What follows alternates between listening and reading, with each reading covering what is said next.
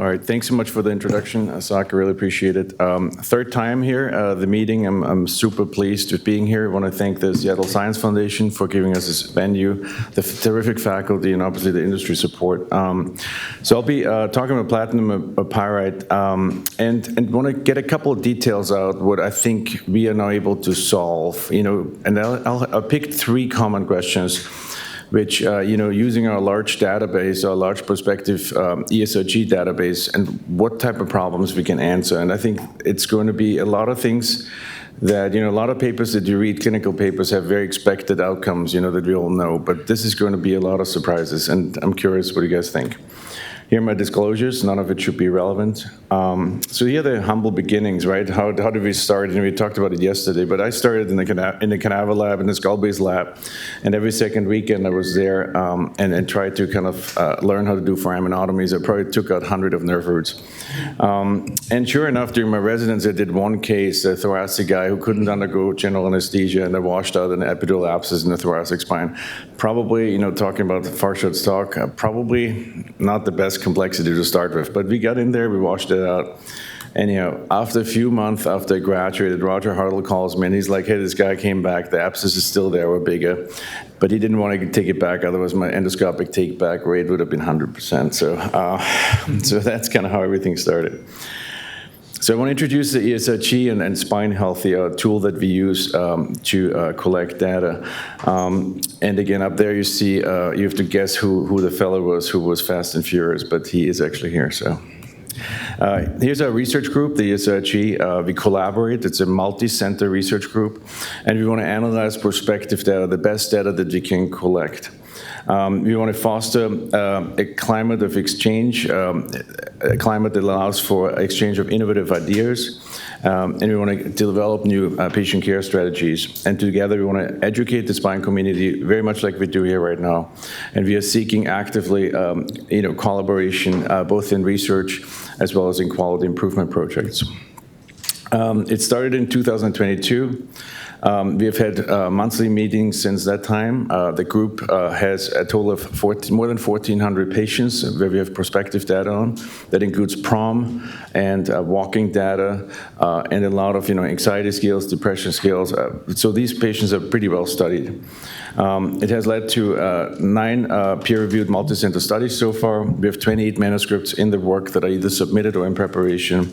And a big thank you here for, here the research team, which Catherine is here, B is here, but we also had in the past Natalie and Amy. So we couldn't do this without you, Catherine and B, so thank you.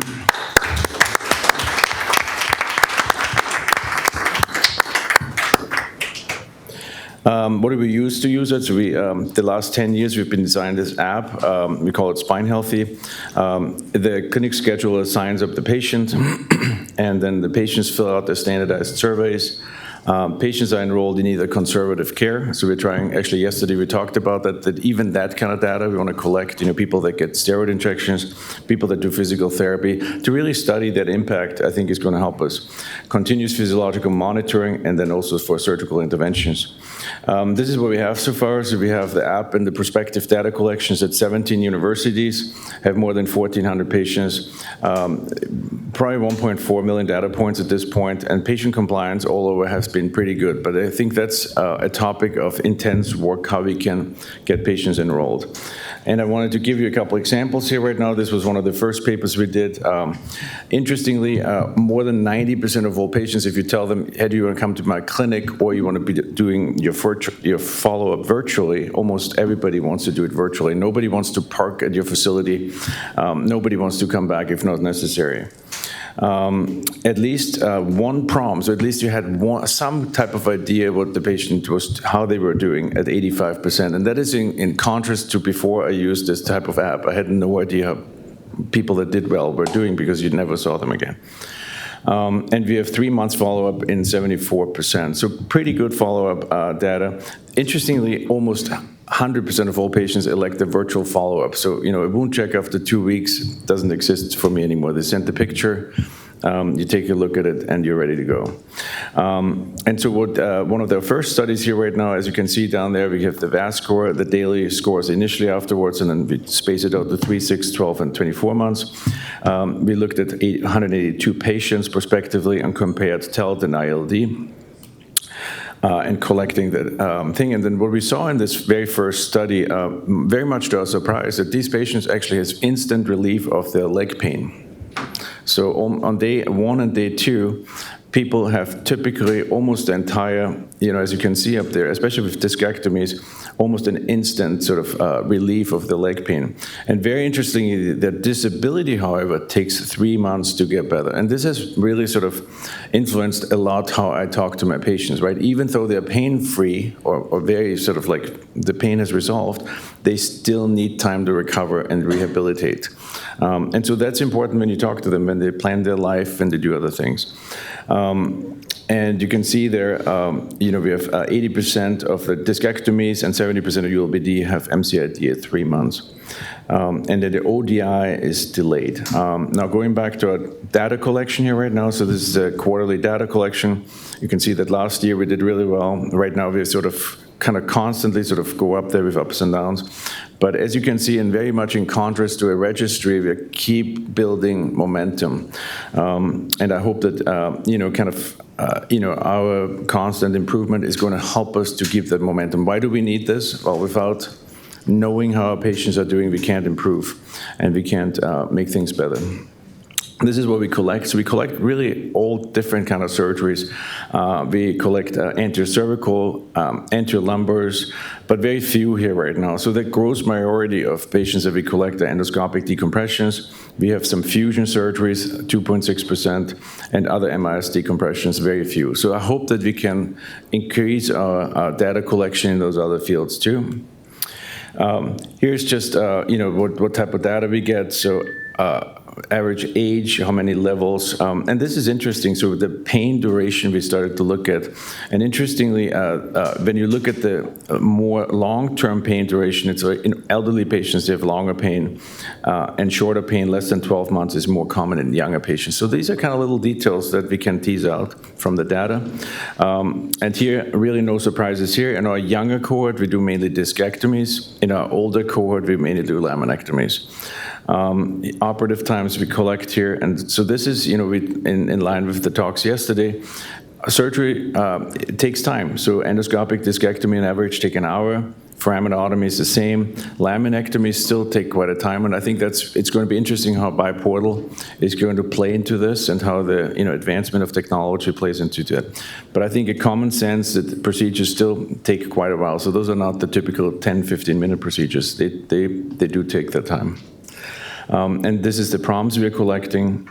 And again, like we discussed yesterday too, the nice thing about this data collection is our outcomes in the group are very homogeneous. So between different surgeons, the leg pain improvement is very, very similar. And so that speaks a lot to the training of people that nowadays get the equipment that we have. So it's a very standard sort of outcome. So let's go to the 3 burning questions, right?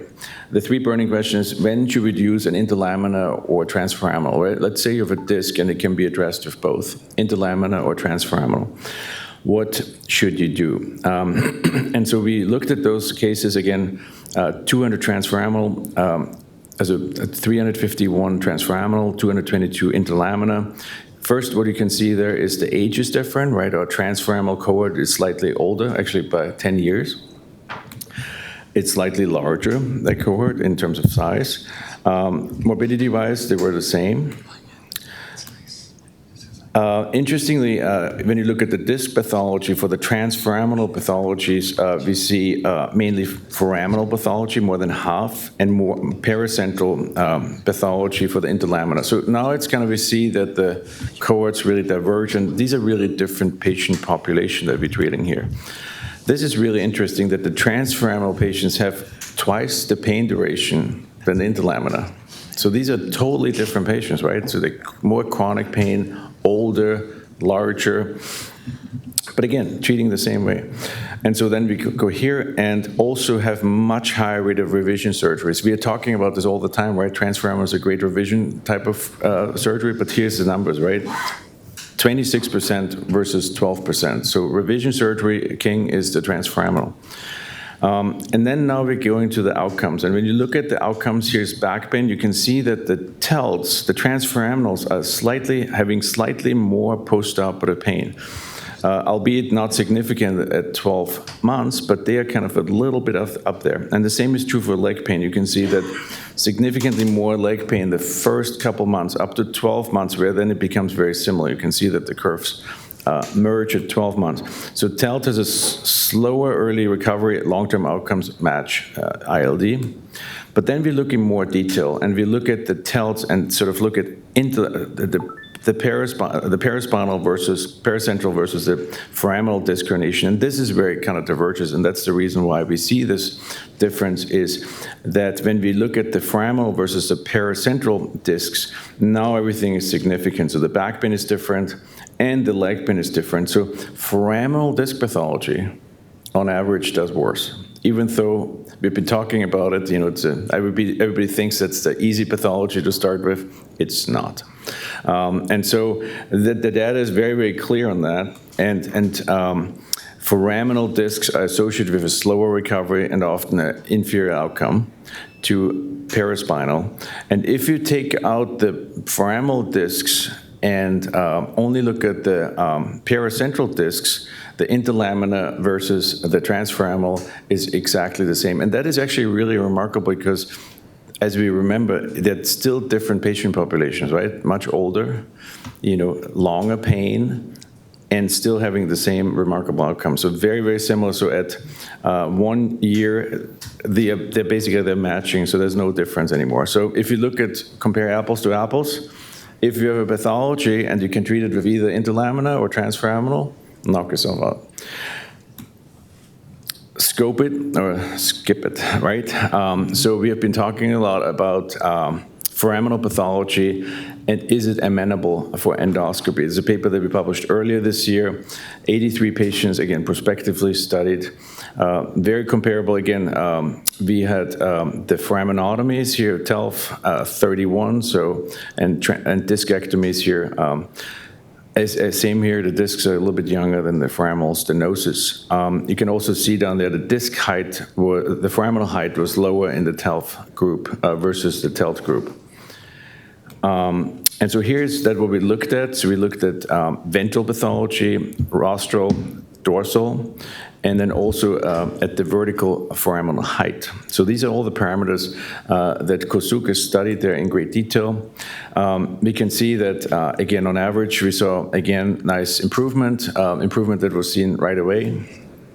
And the take-home message from this very careful analysis was that if you look at all the different foraminal pathologies, so we looked at discs, we looked at ventral stenosis, dorsal stenosis, vertical foraminal stenosis. The patients that had vertical foraminal stenosis, only a third of these achieve an MCID at 1 year. So when pedicle is on pedicle, yes, you have a chance that you can help a patient, but the chance of achieving an MCID is only a third. And so a lot of us have now started, like we showed yesterday too, that people that have pedicle to pedicle pathology, that you put an antibody graft in and they need a fusion. Again, there's always exceptions. There might be some people where you want to do a decompression first for other reasons. It's not unreasonable, but the chances are not as high. Brings us to our last point, stuck in spinal stenosis.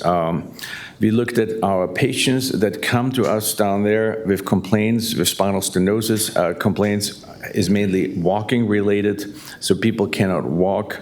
People want to exercise more. People, want to basically be physically more active. And these are patients with lumbar spinal stenosis. And so we looked at their postoperative recovery, and particularly at the postoperative recovery of the stepping pattern. So how much are these patients that come to your office telling you that they can't walk and stand? How much are you helping them, right? Because they come to you... L34. Okay, and so what we did for this analysis is actually we split up this whole patient into terciles. So we split them up into 3 groups. And Mark, you did quarters, but we did tertiles just because our cohort was not as big. And the interesting thing is right now is like you see how everybody is in their. Do you have something?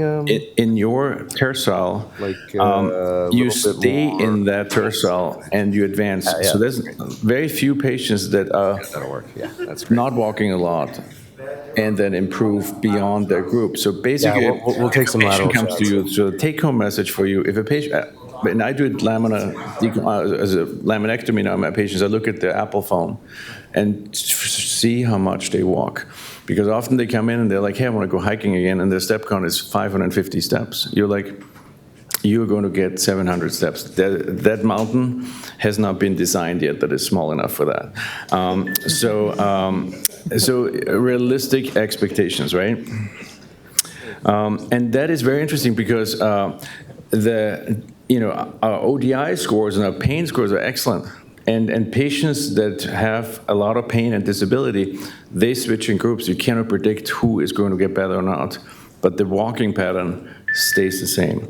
So here are the conclusions for that. So we see approximately 20% improvement of daily step counts all throughout the different tertiles. So 500 steps, you go up to 600. 2,000 steps, you go up to 2,400. I know it's impressive, my math skills. And then when we see when we look at patients that actually, why is it important? Well, the patients want that, so give them the platinum treatment. And we also see that patients that walk more have a higher satisfaction. And interestingly, and so it is important, patients that achieve good sort of walking skills also have a shorter, symptomatic duration. So maybe also a reason not to wait too long until they're deconditioned. And since the tertile ranking remains stable, there might be a large habitual activity level so that is ingrained and trained. So maybe there's a ceiling effect there. Maybe people just don't do any more walking. Maybe that's how their habits are. But I think what this is really, the take-home message is that be realistic. If you tell a patient that they're going to jump around and do 10,000 steps a day, it's probably not going to happen. And the conclusions here right now is, now talking about activity, my last fellow, Travis Hill, he got in 80 ski days during his fellowship. So here we go. So TELT and ILD perform similarly for paracentral herniations. So if you see a paracentral herniation, knock yourself out, whatever you want to do. Only 1 out of 3 patients with vertical foraminal stenosis improves by decompression only. And patients with minimal ambulation show minimal absolute improvement in ambulation following ULBD. So expectation settings is key.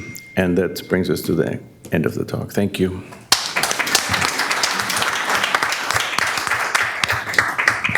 It seems like we're running short on time for questions, although that was an amazing talk, Christoph. Amazing work and dedication. We have the live demonstrations to be starting. Well, while we get the live demo set up, I think Christoph, you highlighted something that I think is very refreshing, because you go to a lot of these meetings and we hear a lot of the same things over and over again. But I think that our group and what we're able to do with the data collection, I think we can actually gain new insights. And I think that's what makes this meeting so great, is that every time you go to this meeting, you walk away with some new information, and hopefully that information changes your practice. Yeah. One other thing that I love about the data that you just presented was the operative times. The most important, that is, we're going to be facing some crises coming up with coding and others. Having that data is so valuable, because coding, as we will see over time, is always based on work and effort. Yep. And the reality is reality. Yep. Doing masterpiece work takes time. Yep. And so I would implore everybody that everyone in this group, not to start being wrong on that data. Be honest. Be very forthright, because we're going to need to use that data in the future to say, guess what? The endoscopic codes need to be appropriately valued for that effort work. Yep. Additional work. Good point. Awesome. I think we are ready for the lab, right? We're going to have a whole